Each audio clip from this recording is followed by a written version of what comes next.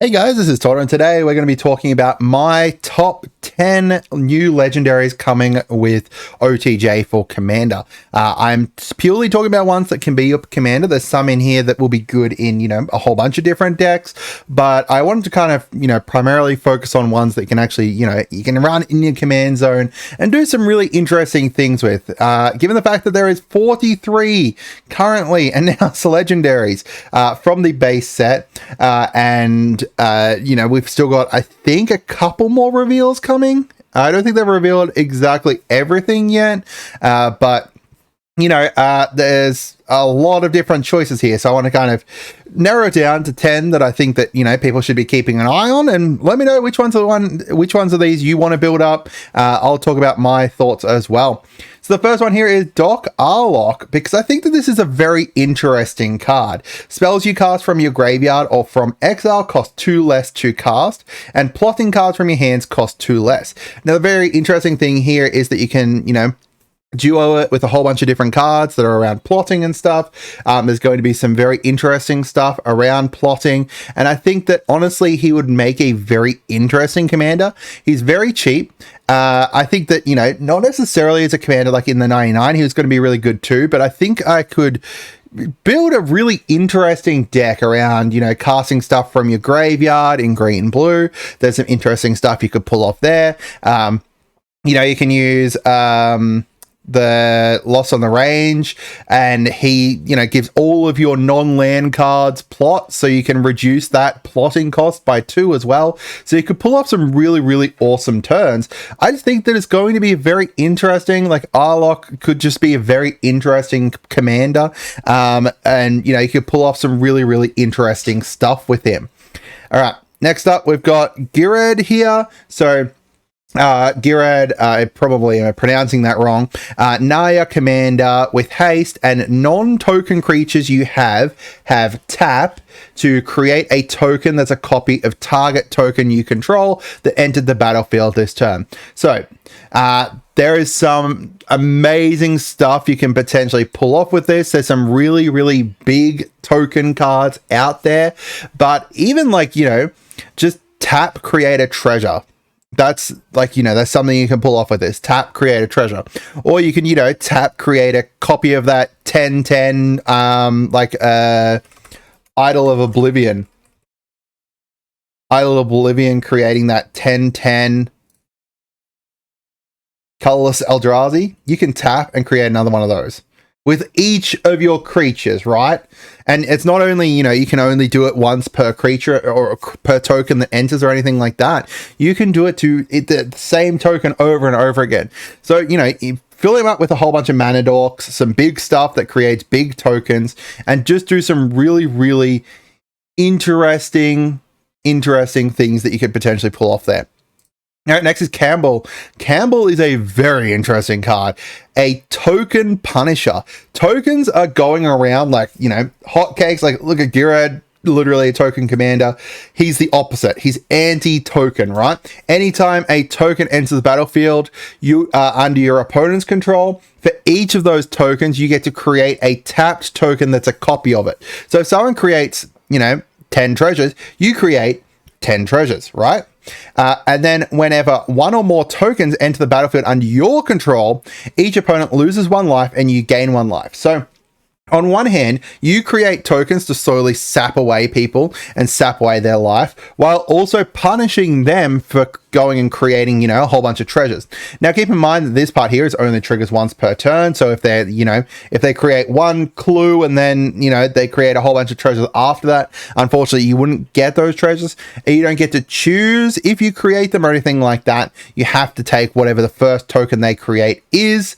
However, it's going to be very interesting to see exactly what people can pull off with this, especially, my brother runs an Ovika deck that creates like 30 goblins sometimes, like, and an insane amount of goblins. With this, you can just create all those goblins back and then sap away at their life as well. It's really cool. All right, next is Callan the Kid, which is one that I am definitely looking at building. I don't think I have any green, white, blue decks at the moment.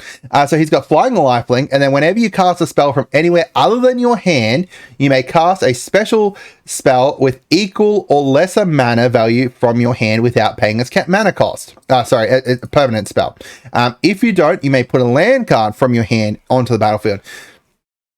There are so many ways that you can potentially pull this off and pull off some really, really big stuff. For a start, plotting. This will allow you to plot stuff. It's going to sit over there. You draw a card and all of a sudden that card plus this card that you've got plotted will combo really well. You can do that, right? Or, you know, any cards that you're playing from exile. Any cards that you're playing off the top of your deck. You know, you could run like Elven Chorus. If you run Elven Chorus, you're playing cards from the top of your deck, right? Then you can just, you know, pull off some really, really big stuff, right? With this. This is going to be really interesting. This definitely, like, this one here is a card that I would have expected to be seen on one of the, like, the Doctor Who, like the Doctors from the Paradox precon. The Paradox precon had so much stuff around playing, you know, anywhere from your hand, like the 13th Doctor. 13th Doctor was like, you know, 13th Doctor was whenever you cast a spell from anywhere other than your hand, put a +1/+1, and then you get to untap him. This here, plus Callan, oh man, there's going to be some really awesome stuff you can pull off with Callan.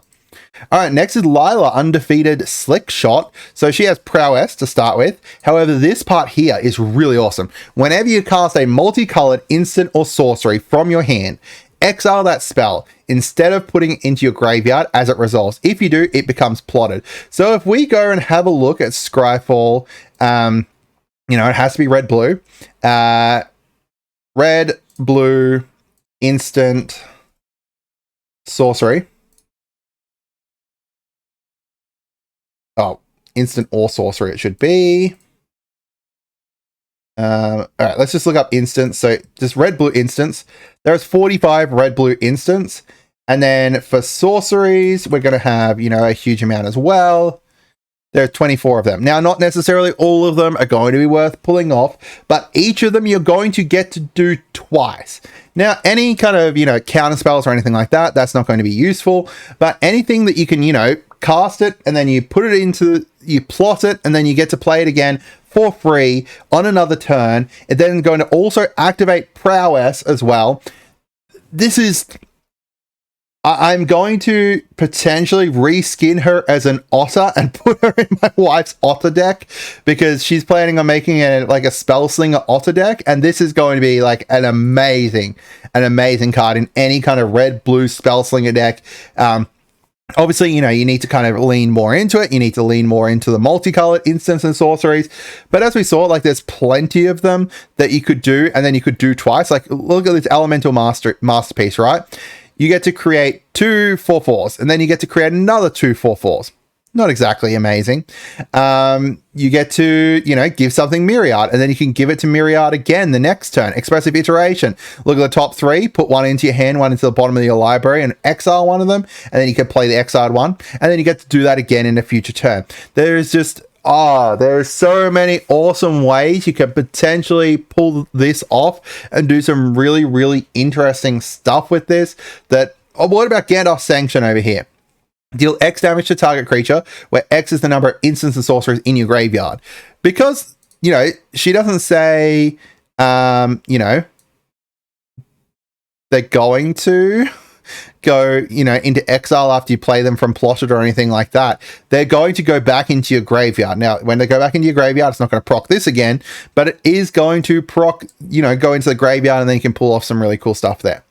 All right, next is Obika, Splitter of Seconds, and I've seen so many people doing some awesome stuff with this because, you know, just any card that says at upkeep that's in these colors, like the courts, for example. Like these courts, you get to do these twice. No, sorry, more than twice. You get to do them. You get that many additional upkeep, so let's say 2, so you get to do them 3 times per turn. You buff a beaker up, and then you're pulling off, you know, Like, what about the... No, you can't use the green one, obviously. You could just do some just insane amount of stuff. As well as the fact that when you deal damage, right? When you deal damage, you are going to be able to take the Monarch back from someone if you're dealing damage to the Monarch. So then you could, you know, become the Monarch, deal, you know, this is 7 damage to each player. You're going to do that 2 times. If you buffed up a Beaker, you could do it so many more times. You could combo this as well with the Doctor Who stuff, with either the suspend stuff or, you know, the additional upkeep Doctor, the 9th Doctor. Combo with the 9th Doctor. Do some, like, get an additional upkeep as well. Like, you know, there's just so many things you could potentially pull off here. I am very, very happy with this. All right, next we've got Riku of Many Paths. This one is interesting. Riku is whenever you cast modal spells. So that's the spree spells or the choose one spells, etc. And then you get to do all these things. Exile the top card of your library. Really, really good. Put a +1/+1 onto him. Decent.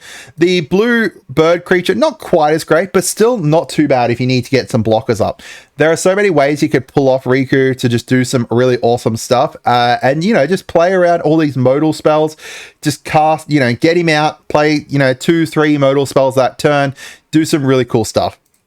Now we've got Graska. We've actually made a video on her as well. She is like, what's his face? She's like a Merkle, where, you know, Merkle's built around keeping your creatures around as enchantments and stuff. She's around taking your enemies' creatures and keeping them around as artifacts. I just love that idea. Stealing enemies' creatures, keeping them as artifacts. Oh, hey, look, I've got your creature over here, buffing up all my stuff by just being an artifact. And then, you know, I'm just going to sack your commander to make a treasure if they decide to keep you having the commander for whatever reason. We got Maesa, dealer of death. She's really interesting. Whenever you commit a crime, you pay 1, and then you get to look at the top 2 cards of your library, put one of them into your hand and one into your graveyard. You've got black in here. You can do so much stuff with graveyards. So this is just really fun as well. And then the final one is Arad, the Begula. I probably butchered that. Yeah, I probably butchered that. Apologies. So she is a very interesting card because she's a thief deck in Esper, where whenever you cast an aura, if it has mana value less than or equal to more than or equal to the creature's the opponent's mana value, you get to steal it.